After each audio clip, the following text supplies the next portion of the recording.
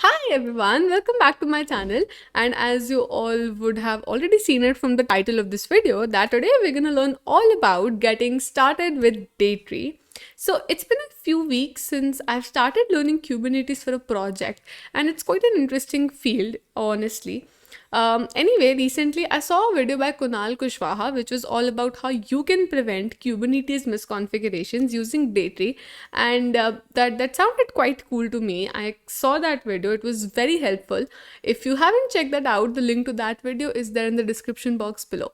But yeah, other than that, I found the video to be very helpful, and I thought maybe I should also check this out. So here I am. I will be sharing my learnings about Daytree with all of you, and I really hope you all would like it. So, what are we waiting for? Let's get started with this video.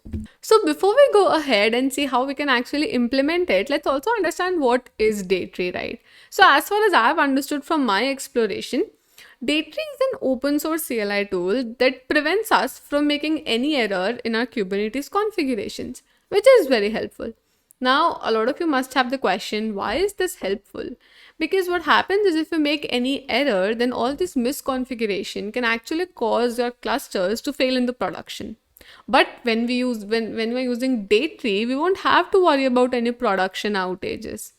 So it's quite effective and it's open source as well. But how does it happen? So let's also talk about that. So it works in a way like to provide a policy enforcement solution for Kubernetes. It runs automatic code check for every code changes against any rule violation or misconfiguration. So whenever rule violation occurs, Daytree gives us an alert to fix this issue, and it happens. So this is exactly how this happens.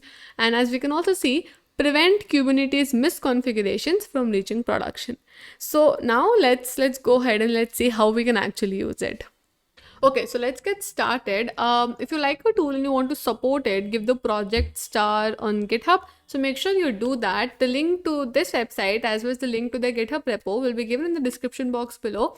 So make sure you go and contribute and definitely give the project a star on GitHub. So let's go to quick start and exactly what we needed, getting started documentation. I think we have already went through this. So there are no prerequisites to get started. As they said, we don't need access to your cluster code or anything whatsoever for you to try it out. That's exactly what we want to do. We just want to try it out first. So the first step that we have is install Daytree CLI integration. I think we can do that.